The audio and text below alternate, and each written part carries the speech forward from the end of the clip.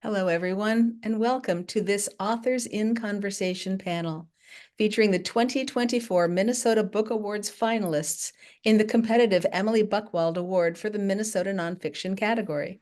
The Minnesota Book Awards is a program of the Friends of the St. Paul Public Library in the organization's capacity as the Minnesota Center for the Book.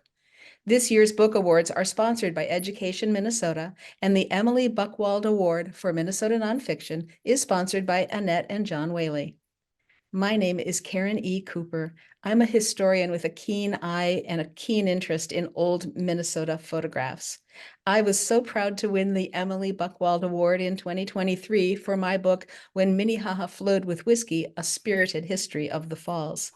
My book tells the story of a time when Minnehaha Falls was as beloved a place as we all know it is today, but was overrun by wild dance halls, brothels, illegal gambling, and plenty of boozy chaos. I continue this history on my blog, urbancreek.com, and in walking tours that are hosted by Hennepin History Museum. As we get started today, I would like to take a moment to acknowledge the Dakota people, Indigenous keepers of the land on which most of us on this panel recording are participating from today. This land was reserved for the Dakota in the Treaty of Traverse des Sioux, signed with the United States in 1851, and it remains sacred to them today. We also acknowledge the Ojibwa people, fellow Indigenous inhabitants of this land. The Dakota and Ojibwa people are the original stewards of story in this place now called Minnesota. The Friends of the St. Paul Public Library, organizers of the Minnesota Book Awards, honor this tradition and the knowledge and values embedded in it as we all work together to uplift storytellers in our state. For this latest installment of the Minnesota Book Awards popular Meet the Finalists series, I'm pleased to be joined by Keith Ellison, author of Break the Wheel, Ending the Cycle of Police Violence, published by 12 Books, Hachette Book Group.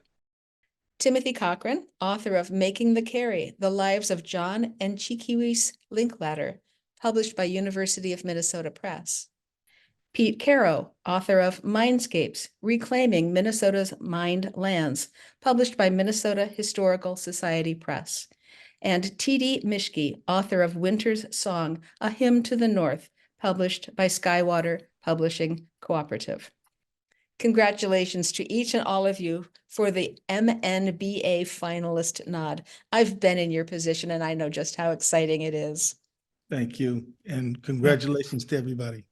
In the interest of making the most of our short time together, I'm going to begin with a round-robin question that I'd like each of you to respond to in turn, and then I'll have questions specific to each of you and your wonderful, wonderful finalist books.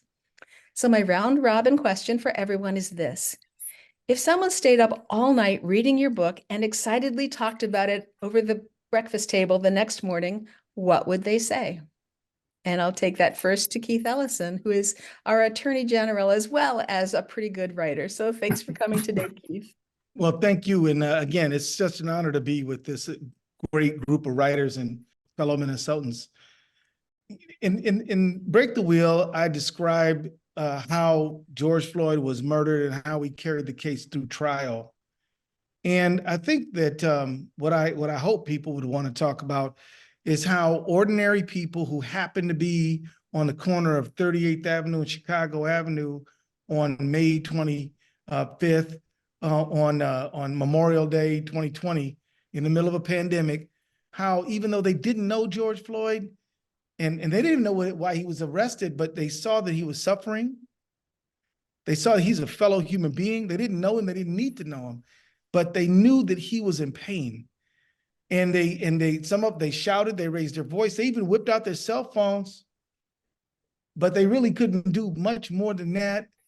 And they tried to help someone, a fellow Minnesotan who they didn't know, and they weren't able to save his life. But they came back a year later, and they testified. And one of them was a 61-year-old guy who was sort of the neighborhood mayor, and his name's Charles McMillan. He could not withstand or hold off the tears. He was in tears before he left the stand.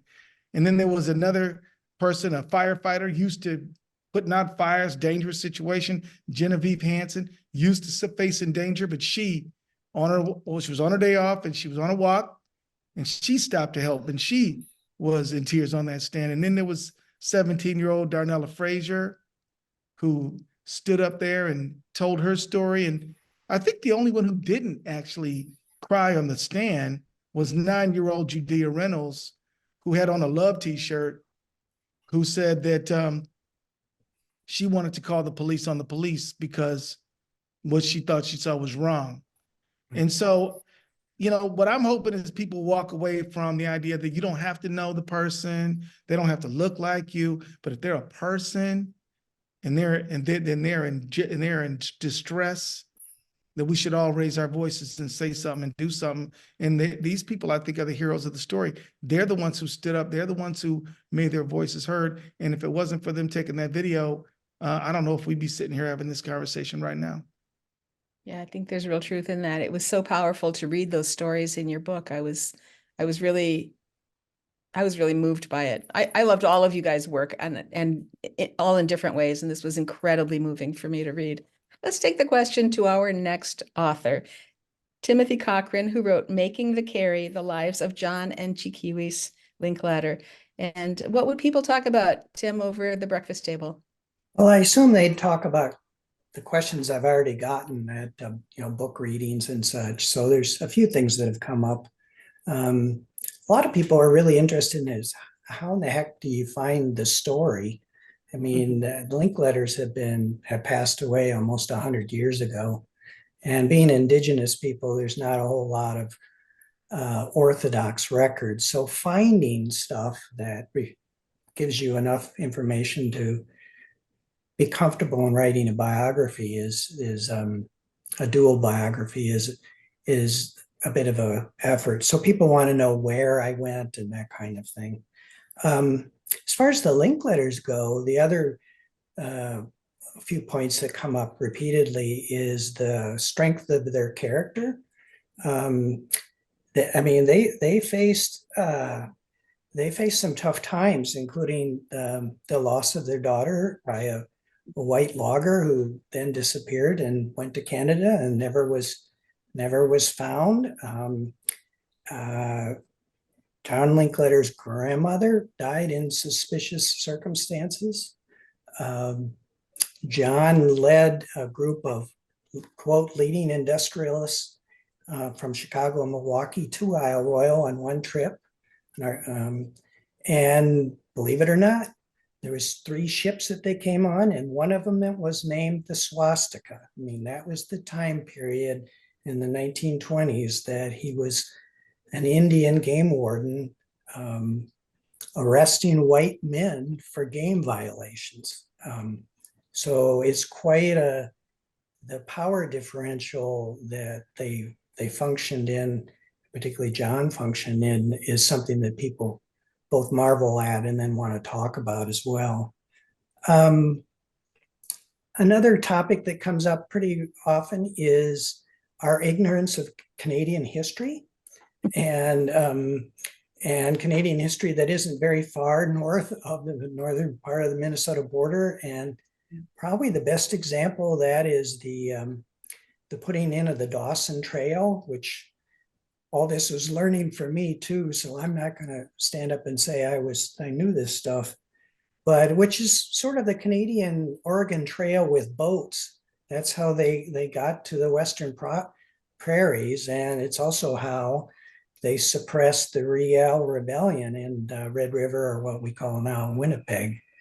All that was right in the Linklaters' backyard. And in fact, Tchi-Ki-Wis's father was involved in the putting in the Dawson Trail. And one last thing that comes up pretty commonly is conversations about what it means to be Métis, to be of mixed descent. And it's flabbergasts a lot of people that Canada basically has different Indigenous categories than the United States does. Canada has 3 Indigenous groups, essentially Inupiat or Eskimo, what we would call pejoratively today Indians, and then Métis, and they're all recognized in the Canadian Constitution, while we only have one.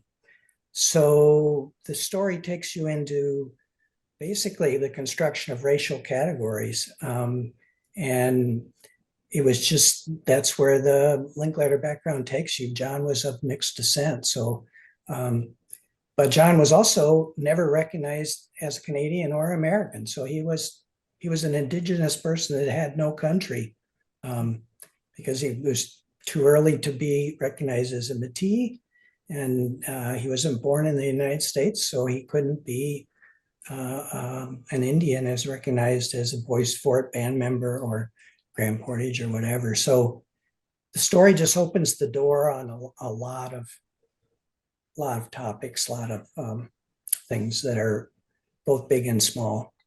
I found that absolutely fascinating that he had no country, that he was a Métis and Native person who nevertheless belonged to everywhere and nowhere in his place. That was fascinating to me.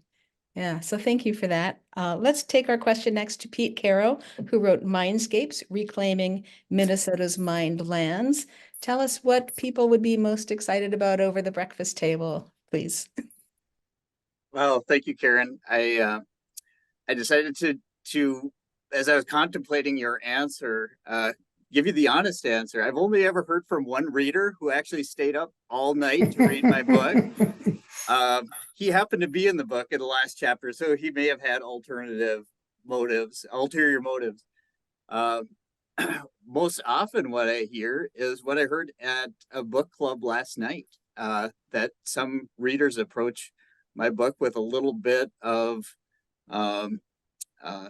hesitation because I'm an engineer writing, so there's strike number one, and I'm writing about land reclamation, which on the face of it might not be an interesting topic. So I'm starting out a little bit down in the count.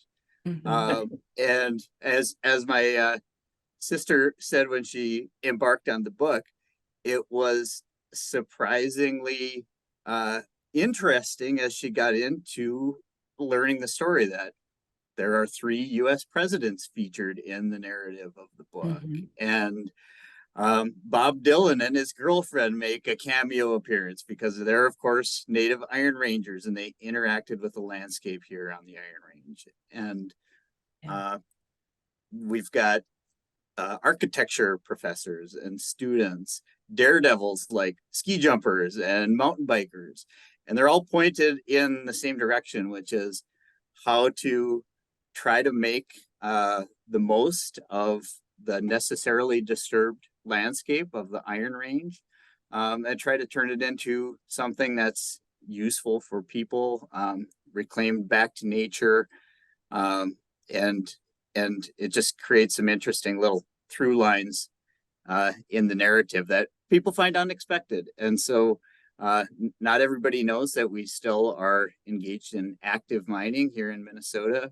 Minnesota provides molecules of iron that are probably in all of your cars or dishwashers, everybody on the phone here. So it's a really important part of our history, an important part of our state, and being able to tell the story of how Iron Rangers and others from across the state are working and have worked for generations on trying to make conservation decisions and reclamation decisions and repurposing decisions on that landscape is sort of an unknown tale that I hope to bring to people and that they find interesting in my work.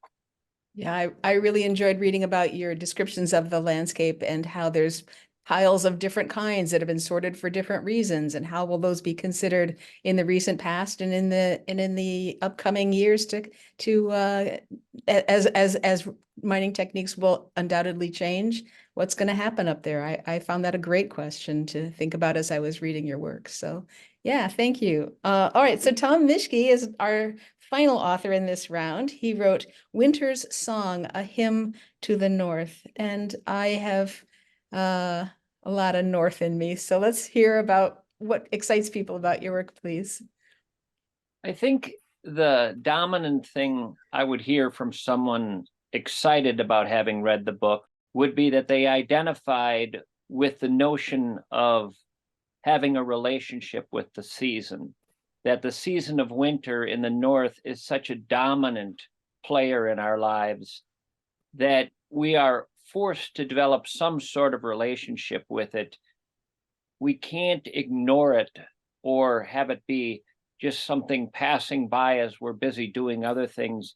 We have to confront it and determine for ourselves what it's going to be in our lives. And I think what most people reading the book who liked it would say is they were intrigued by the different types of relationship you can have with it, the way the season plays teacher to some, playmate to others, a spiritual guru to some.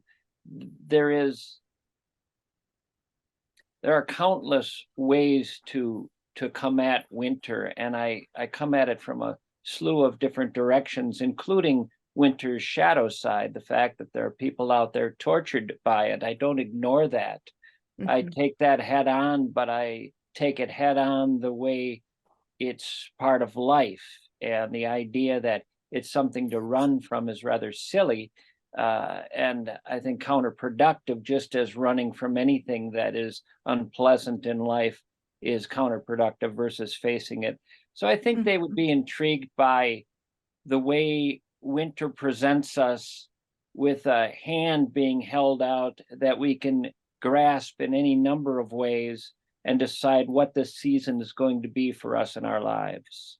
I thought your lots of interesting observations about winter in your book. I particularly loved when you said that winter is the season that appears all at once, that when it snows, it's winter, and that doesn't happen in any other season or really on any other day in the year. And I found that to be a marvelously interesting observation. So thank you for that. Thank you. At this point, we're going to switch to questions that each of you have already read and start with Breaking the Wheel by Keith Ellison. And the question, which I wrote, there's two, but the first one is, I found the authorial voice in your work very intriguing. It was comforting for me to read that justice would prevail. That was the idea that came across all the way through. Even though there was doubt, that sense came through for me. I could see that the harmed might see remedy in the courts, and that the systems of laws and courts, even though they're far more complicated than television would have us believe, they're not impossible to understand. And it's possible for the average person to get that and to know that they can be treated fairly. At the same time, there's these disgusting, horrific acts inflicted on George Floyd when he was murdered. And those were frightening to read about. But Keith, you told the story in a way that you weren't intending to shock us. You weren't intending to lift up our moral outrage. You were instead using a calmer voice. So would you say something about the tone that you chose for the story? You know, sometimes all you got to do is tell them what really happened. Yeah. You don't need to embellish anything. I mean, what you'll see in the book is that I actually do use part of the transcript of the murder.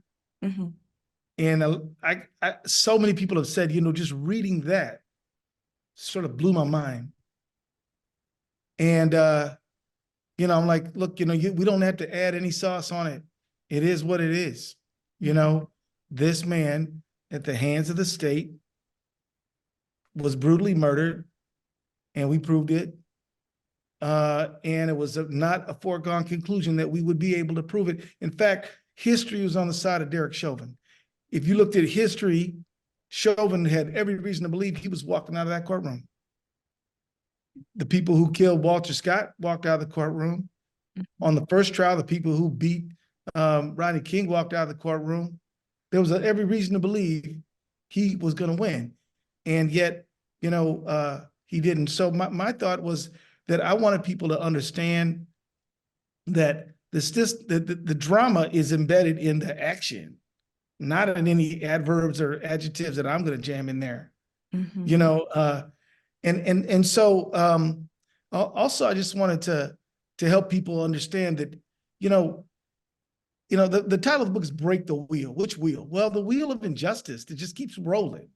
And but you can break it if you just do your job. if you just play it straight and honestly, you can break the will. I mean, one of the things that comes out in the book is that after the trial was over, I had to stand for re-election. And some of my friends in the opposition spent $3.5 million to try to convince everybody that I was the friend of the criminals. Mm-hmm. I'm like, wait a minute. We're upholding the law, not tearing it down. We're polishing off the badge, not dirtying it. We're the ones who are trying to help people understand that not everybody is Derek Chauvin. I mean, Madeira Arredondo got up there, told the truth.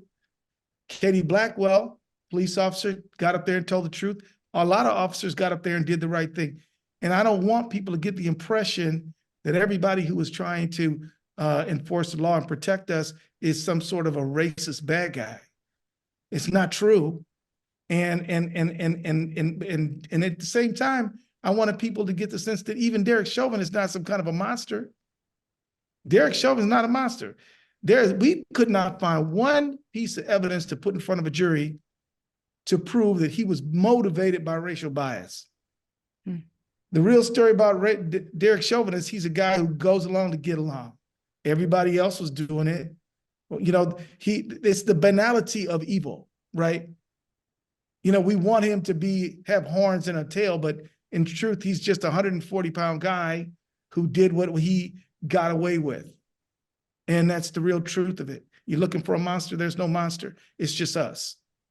And we've got to figure out how we can make sure that all Minnesotans are treated with fairness and dignity. And we've also got to figure out that, yes, in fact, rape, murder, robbery, and bad action does happen. And we need to have a relationship with law enforcement. It's not the time to reject completely a relationship with law enforcement, but we do have a right to have constitutional policing. I mean, if one doctor commits malpractice, does that mean I don't like all doctors? No. It means that doctor shouldn't be doctoring. Same with policing. And yet there is this historical legacy that I want people to know about. This is not a one-off. This is something that is embedded within our society. It's not just Minnesota. It happens in California. It happens in South Carolina. It happens in Michigan. And it happens in Louisiana. And it's been happening for a long time. And it doesn't just happen to Black people. It happens to Native people. It happens to white people. It happens to everybody. It is fundamentally a question of you got state power and you're going to use it in an abusive way. And so that's why my tone was what it was. And also, in many ways, the way I wrote the book explains the tone. So what I would do is just take notes every day on what we were doing and the progress we were making. I took a trial. It's kind of a trial diary because I want people to understand the legal system, because I want to demystify it and help people understand. Just like you said, it's understandable. The question is, how do we use our discretion?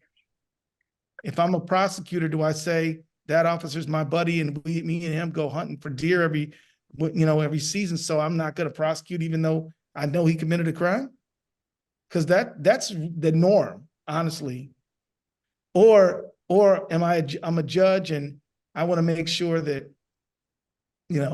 I'm going to use my discretion to sort of actually, one judge, a federal district court judge, falsely accused us of leaking information to the news and ordered an FBI investigation on our team.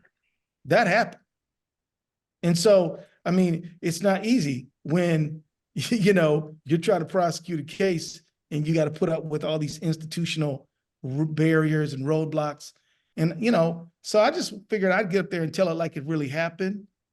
No juice in it, no embellishment in it, just the straight facts, and it's dramatic enough. And hopefully we'll resolve ourselves and decide that we can break the wheel. And on the other side of the wheel, if we break the wheel, what we're going to have is a society where we have better cooperation between the citizens and law enforcement, and we're going to solve more crimes and have a safer community. I think so. That's kind of why I wrote it that way. Yeah, it was very effective. It was just absolutely gripping to read. And And I appreciated that about it, as well as your very clear storytelling. So thank you. I do have another question for you. As you know, your book describes a time in Minneapolis just after the murder that flared with white-hot anger for many of us in the city. Sure. In the destruction of the businesses along Lake Street and in other places, you mentioned the other bad actors came to the city and created mayhem. And so I wanted to have kind of a follow-up to your story and ask if your office or Mike Friedman's or any other prosecuted those people and how that went, and maybe if there's any cases that are still in the system today. Well, yeah, we prosecuted some. The U.S. Attorney's Office under Erica McDonald prosecuted some. You know, the people who burned down the precinct, they got criminally prosecuted. I think one of them was from like Texas. Another one was from, I mean, these folks, you know, look, I understand that outside agitator is sort of a Southern sheriff way to describe, way to dismiss, you know, civil rights activity. But in truth, just the facts, a lot of the people who came here to try to accelerate the conflict did come from a long way to do it. And that's verifiable. And most of them were federally charged. We actually charged a guy named Justin Stetson. He was a police officer. And there was a guy named Jaleel Stallings who was out after curfew. The officers were driving around in a white van, unmarked, started shooting paintballs at this group of guys. Jaleel Stallings thought he was shot. He didn't know, because when you first get shot, you don't necessarily know you were shot. You feel the impact, but you don't really know you're bleeding out. People grab their body and say, am I bleeding out? What? And so he returned fire above the van. Then the police rolled out and said, police, police, police. And then he jumped out, sprawled out on the ground, and pushed his gun away from him. He was a licensed gun owner and carrier and former military. And then the officer came up and started kicking the crap out of him as he was on the ground, broke his occipital bone and a bunch of other stuff. So this happened in the aftermath, and we ended up prosecuting that guy. People should know that I can't prosecute anybody I want. Under the Minnesota law, the only way I get a case is if the governor gives it to me or if the county attorney asks me to do it. So Mike Friedman asked me to do all those cases, and so I did them. But we did see prosecutions through the U.S. Attorney's Office, and I'm really glad that they did. And John Choi prosecuted some vandalism, because again, reacting with vandalism and arson and violence didn't do one damn thing to help George Floyd or his family, you know. And I understand people's outrage. It's an outrageous situation. But in an outrageous situation, it's best to keep your head and try to fix the problem rather than be more of the problem. But I will add to you, the people all over the country and all over the world were protesting. You know, I was in London talking about Break the Wheel, and no, not London, Bradford, England, and they were talking about it there. And they actually were protesting themselves. They were protesting in Edinburgh. They were protesting in Lisbon, Portugal. They were protesting literally all over the world. And so there was a lot of outrage around the world because the whole world saw it, and they also saw the trial too. So yeah, the aftermath, you know, we saw a jump in crime, and it's explained by the fact that you had a reduction in trust, and the people who commit crimes know that, and they took advantage of it, you know. And so now we're recovering. Crime is down 9% significantly than it was a few years ago, but you know, there was it took a toll. Yeah. But, you know, people are resilient. They're bouncing back again. And my big hope is that we don't forget what precipitated this whole thing, and we make permanent changes to make sure we don't end up back here again. Yeah, thank you for that. I'm afraid we're going to move on to our next questioner. So thank you. For Pete Kero, who wrote Minescapes, I wanted to ask, you wrote about the Laurentian vision for the reclaiming of the Iron Range, and you listed the biological functioning and surface potential, visual quality of that landscape, and potential to improve the quality of life for residents, which is probably the thing that interests people the most. And I wondered, what is the state of play for that vision today? Are there planting projects, reclamation, waterfront properties, fish stocking projects, and all of that kind of stuff? Yeah, I appreciate you asking the question, Karen. And the answer is it's still very much alive. Just last summer, the Laurentian Vision Partnership now goes by the name of Mineland Vision Partnership. It's in its 25th year, and last year we had a 25th anniversary celebration, which I had the good pleasure of being a speaker at. So it's celebrating nearly 50 projects now that have been completed over the 25 years, millions of dollars spent on exactly the kinds of activities you're talking about. Fish habitat creation, learning how to reforest areas of the mine lands that can then be brought back to like our native forest state as they were before mining. Mm-hmm. Things like our mountain bike parks, disc golf courses, scuba diving destinations, all sorts of things that are somewhat surprising uses for mine lands either after mining is done or in intermediate periods between active mining. So it is still very much an active program, but it's still in its infancy, as I described in the book.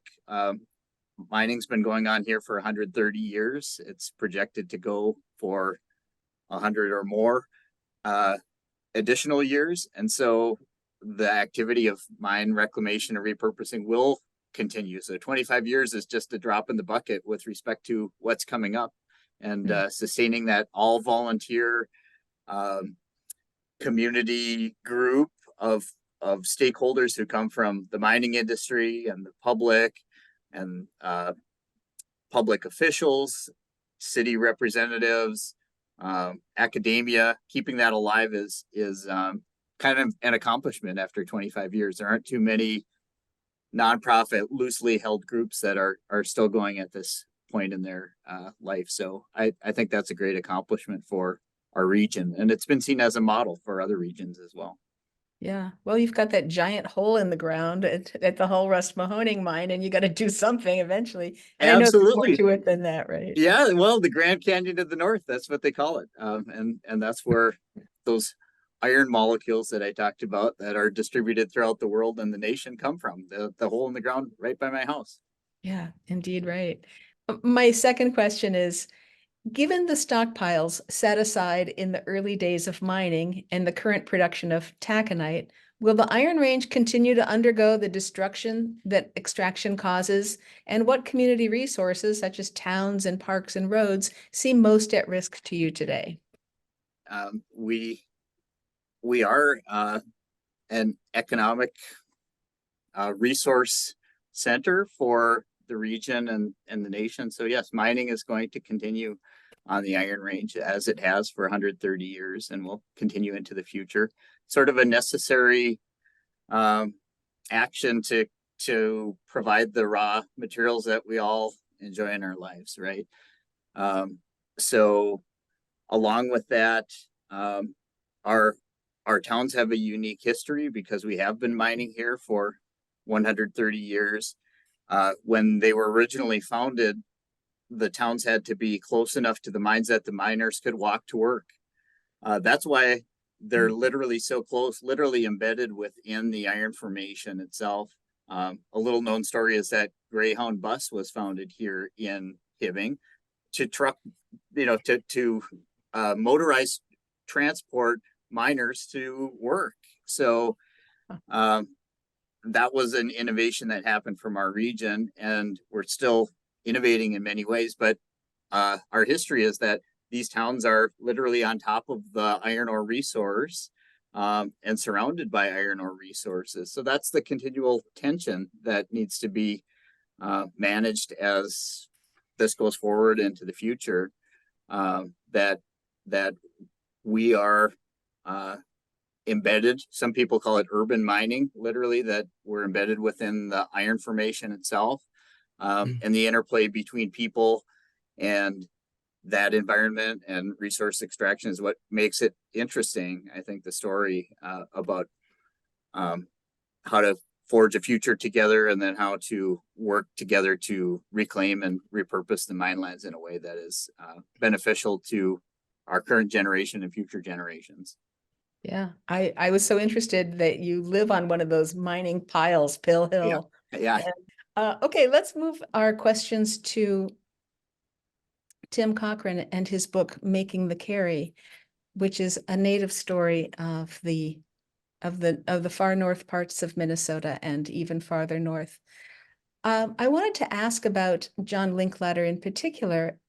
Tim, you wrote that he acted as a cultural broker for white audiences, bringing indigenous legends and beliefs and artistry to the attention of those white audiences and to their appreciation. So is this work of his something, or of theirs really, something for which you still see traces in the North Country today?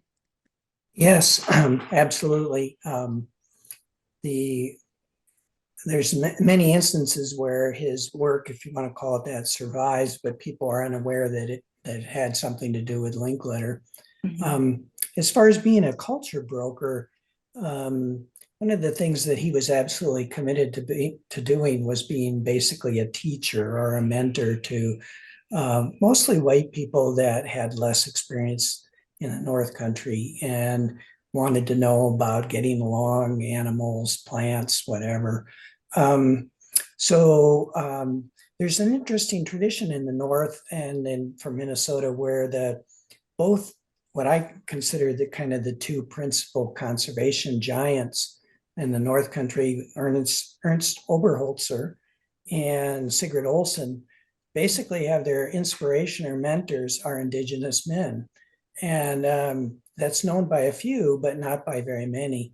Billy McGee was the inspiration and mentor for Oberholzer, and Linklater served as kind of the underpinning for expanding Sigrid Olson's sense of the world and almost awe of the world. So when people read Sigrid Olson, which has a lot to do with the boundary waters and then North Country, oftentimes they're reading something that was either taught to or inspired by Linklater. An example of that would be when Sigrid Olson was a student and trying to figure out wolf numbers in the North Country, which had never been figured out. Who did he turn to? Linklater. And Linklater drew out a map basically telling where there was high density, low density of wolves. It's a geographic masterpiece because he's actually writing down where there's wolf dens, wolf trails across the boundary waters. And Linklater has the actual specific places where these animals were. So people just don't even know that the population estimates that we talk about today and argue about in the North Country, basically the origin is with Linklater. Climate change is another one. Linklater was very explicit about what was happening with woodland caribou and their removal from Minnesota and now quite a bit further north of that. And a contributing part of that and contributing part to the biological north right now is moose decline. Well, one of the major factors in moose decline is something called brainworm. And guess who first reported it? Two indigenous game wardens, Linklater and Leo Chosa. So 100 years later, we're still trying to figure out how to stabilize moose from this disease that has a host in deer. But so people wouldn't even know that today. I think a different example of that and to move to like to Tchi-Ki-Wis is just by remarkable circumstances, serendipity really. There's a collection of her geometric cedar mats that are made out of the inner bark of white cedar. And you don't see them anymore because it's a lost art among Anishinaabe cultures. And she has the largest collection that's still in existence in the world. And what that's serving is as a means to revitalize that craft among Indigenous artisans. So people are going back and looking at these 6x8 geometric maps and inspiring them to restart this lost art. So that would be another example of that. And I think just more generally, the fascination with Indigenous culture that's just pervasive everywhere. Just a small chapter of that is in the Linklaters. And probably the finest example of that is just that the friendships that they had 120 years ago, 100 years ago, have often descended through their friends.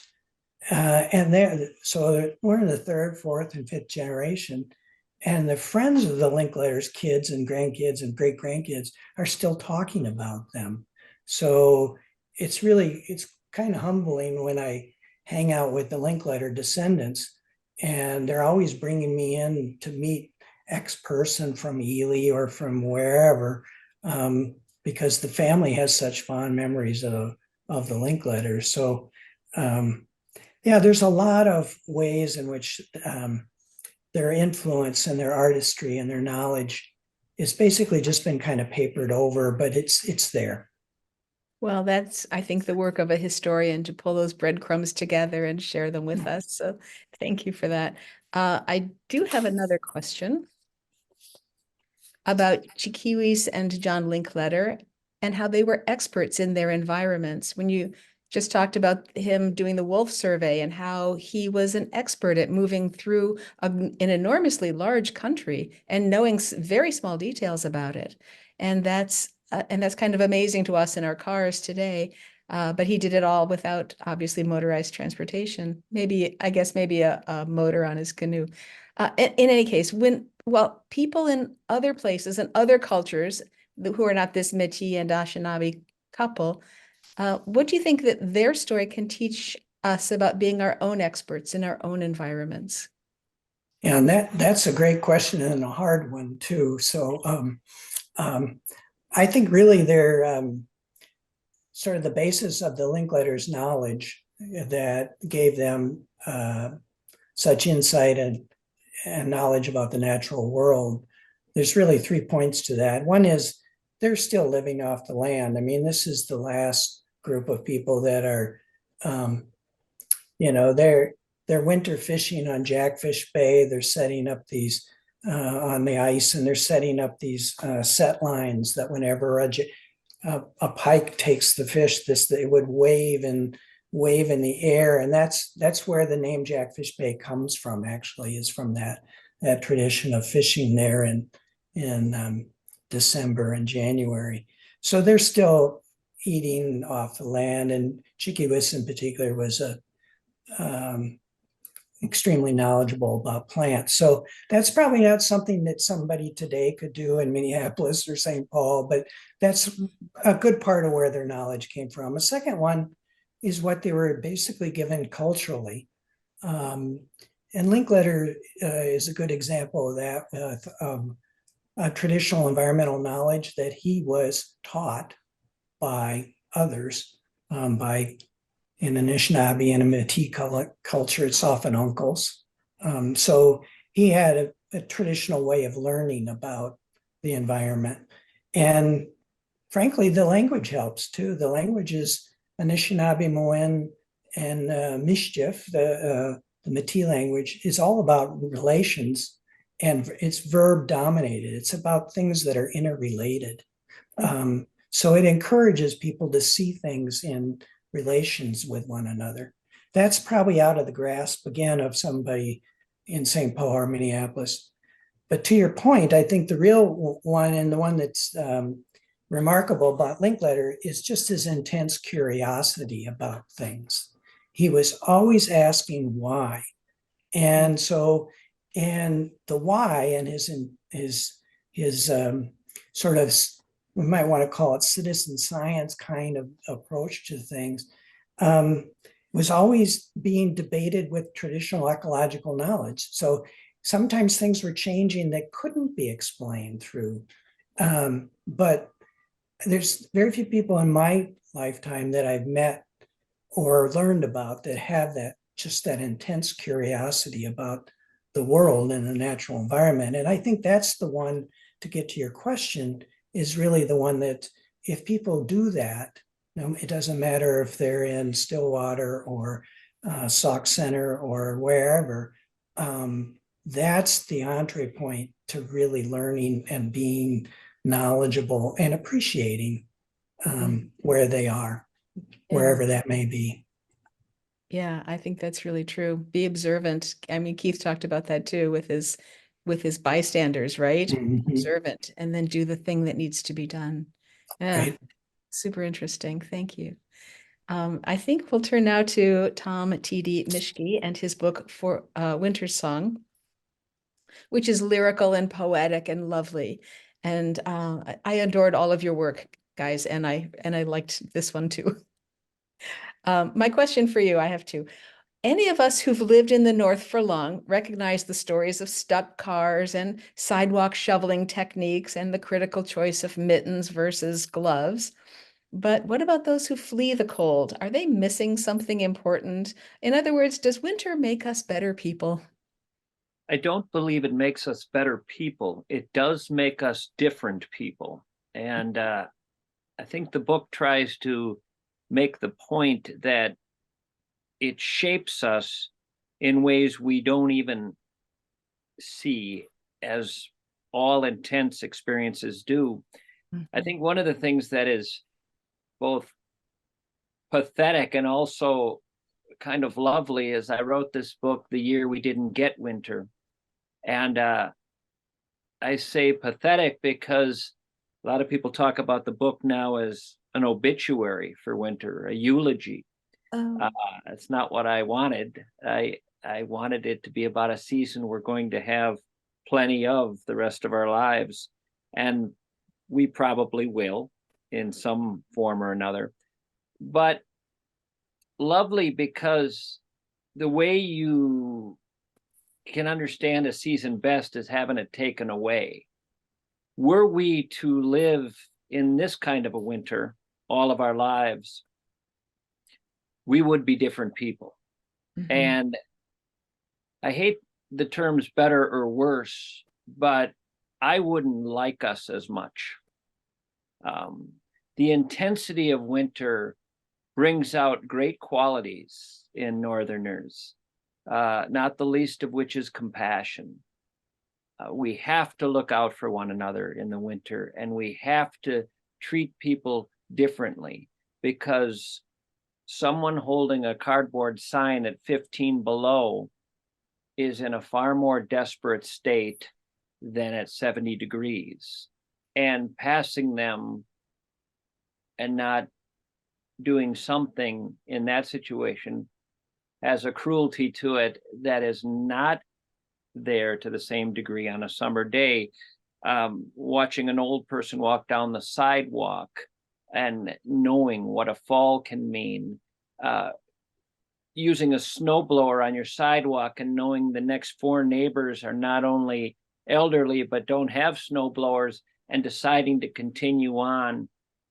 Those qualities that come out in winter, we value, obviously. And I think if we had this sort of a Kansas winter like we just had all the time, I don't know. I don't think that the lack of that intense experience would leave us lesser in some way. So I don't have anything against anybody who wants to go away for a couple of weeks in the winter. It's a lovely way to experience contrast, and all things are experienced best in contrast. The reason we have great springs in Minnesota is because of our winters. This spring that's coming right now, I don't care who says they're welcoming it with open arms and isn't it lovely. They are not experiencing it like they have the springs of the past. They can't. You cannot experience something the same way without that intense contrast in any part of life. And I argue winter even informs our summers. It's such a dominant part of the northern calendar. It is the key player in our experience of all the seasons. We experience the seasons for what they're not as much as for what they are. But if you get to a point where you leave for the entire winter every year, I would argue something died in you that was very much present when you were a child. And you have agency in what this season is. It's people can't believe their take on winter is subjective. They think winter comes and does something to them. And I would argue in all the research, it's all about mindset. The colder the parts of the world, the darker the parts of the world, the more snow, the happier people are in winter, the less depression you find. It's in the in-between worlds, a New Jersey winter, that you find people who hate it, that you find people who are suffering with profound depression. The more you found these places where they barely had any light and it was bitterly cold and it was snow everywhere, the more they embraced it. And it really is, in my mind, a decision we each make each year. What is this season going to be for us? What relationship are we going to have with it? We decide. We decide if it's going to be our tormentor or not. That's up to us. Mm-hmm. I have a second question about your work. Your poetry and prose offer a beautiful and uplifting celebration of winter. But what do we do about the downsides? What's the best cure for the sadness people feel in the low light of winter, or for the cabin fever restlessness in February and March? Embrace it. I don't think we get to have a life without our share of that sort of thing. So why not figure out, since there's going to be plenty of that in life in all sorts of ways, since life is hard and no one escapes the difficult parts, embrace it and realize it's part of the ride, part of the journey. At one point, I talk about the lessons of March. We're going to get them here shortly because we're going to get winter coming back here in a few days, and people aren't up for that because they've been told by the season we're not having winter this year, and they're ready now for it to be over. Since we didn't have it, let's just move on to the next season. But the lessons of March I compare to someone in an assisted living facility in the care center. The season's dying. It's going away. It will be gone. In the meantime, figure out how to make peace with not having what you want when you want it. It's all in flux, but the fact that you don't get it your way is nothing new. And if winter does anything, it provides a mentor to help us learn how to deal with those things that aren't exactly how we want it. I'm against the idea of, well, I'll just get in a plane and get to where it's exactly like I want it. A season on planet Earth, I don't think you could write enough books about a season on planet Earth. It's one of the most extraordinary things. I mean, you look outside and that natural world has been there for hundreds and hundreds of thousands of generations. And I think in this modern age, we can forget about it. We can turn our back on it. We can move on. But what a powerful, mysterious, wondrous thing it is to come around each year and to just close the door and pull the curtains. I think we lose something that is there to give us really wondrous gifts and wondrous lessons and a wondrous ride. Yeah, I found myself in constant dialogue with your book saying, but wait, I went ice fishing, but wait, I learned to drive on Spring Park Bay, that kind of thing. And telling those stories just makes me feel like a Minnesotan. Although I admit I was born in Maryland, and so I have had winters like the soft, easygoing, hardly any snow, 72 degrees at Christmas. And I've been here long enough that I absolutely do appreciate winter for its gifts, I think, for its calm, for its quiet. And you wrote about that beautifully. So Thank you. yeah. Thanks to our tremendous Minnesota nonfiction category finalists and to all of you watching for taking part in this Meet the Finalists panel.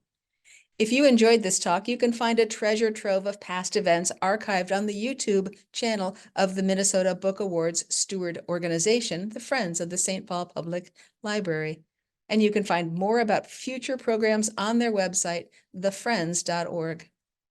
In particular, mark your calendars for Tuesday, May 7th, 2024.